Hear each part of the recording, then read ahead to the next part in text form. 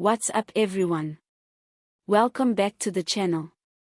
If you haven't already, hit that subscribe button, smash the like, and make sure you share this video far and wide because what we're diving into today is explosive, unsettling, and very real.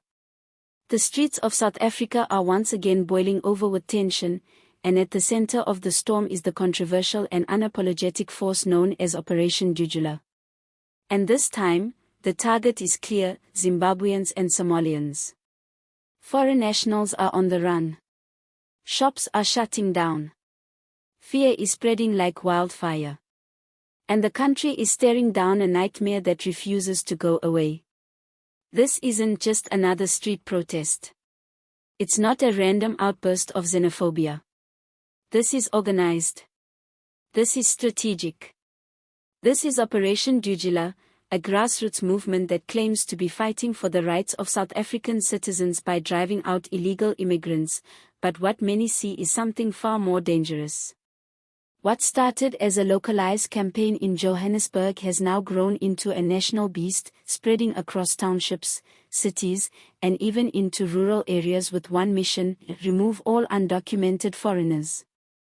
And now, the spotlight is burning red hot on Zimbabweans and Somalians, who have found themselves caught in the fire.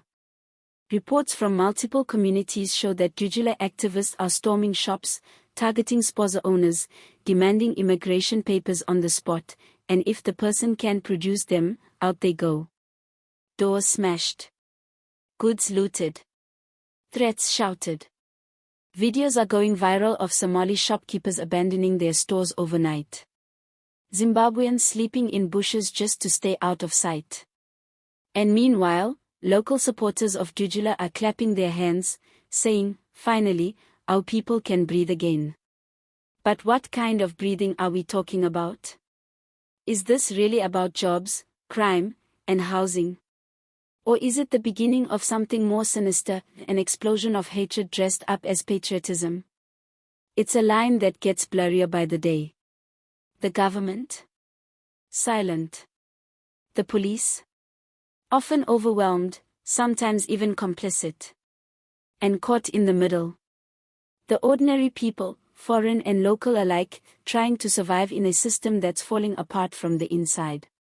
Zimbabweans are being accused of taking jobs. Somalians are being accused of monopolizing the informal economy. Yet the truth is much more complicated. Many of these migrants are filling in the very gaps the South African economy cannot close. They run shops where others won't. They take low-paying, back-breaking jobs that locals often avoid.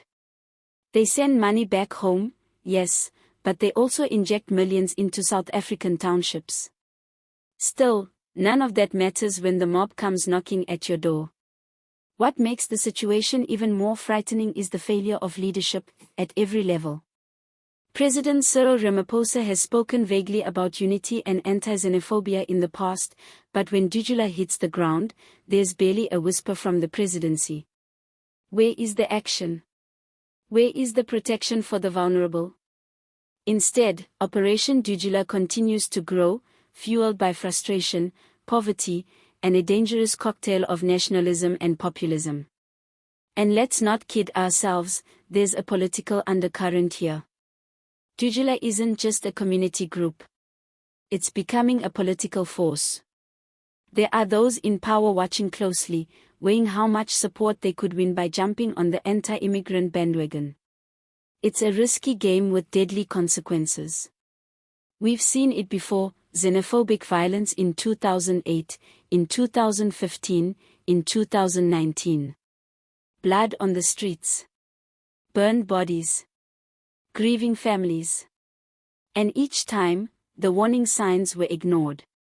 Now, we are watching it unfold again, just with new faces, new hashtags, and a louder microphone.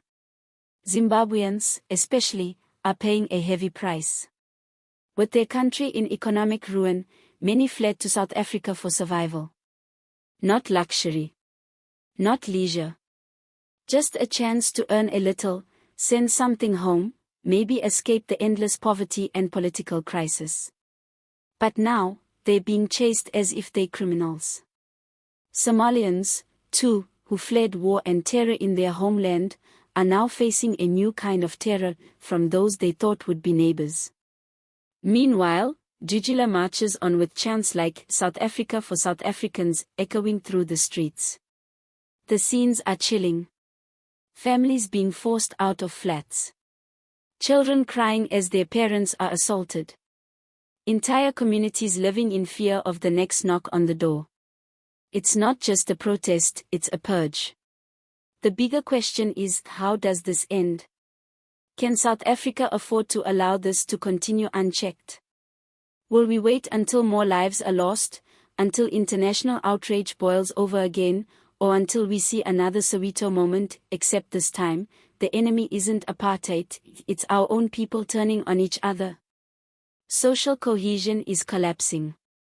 And if leaders don't act fast, South Africa could find itself sliding into a permanent state of community warfare, poor against poor, neighbor against neighbor, black against black. And while the rich sit behind high walls and security gates, it's the townships that burn. The time for slogans is over. The time for fence sitting is over. We need answers. We need solutions. And above all, we need humanity.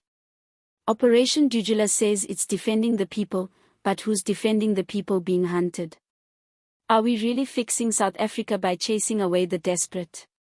Or are we just creating new wounds on top of the old ones? This is not the South Africa Mandela dreamed of. This is not the rainbow nation we were promised. This is the sound of something breaking. And if we don't stop it now, we may not be able to put it back together. That's it for today, fam. Drop your thoughts in the comments. Do you think Operation Dudula has gone too far? Or do you support their fight for local jobs and justice? Let's keep the conversation going. Make sure you like, share, and subscribe for more hard-hitting content that tells it like it is. We don't sugarcoat. We expose. Stay safe, stay woke, and we'll catch you in the next one.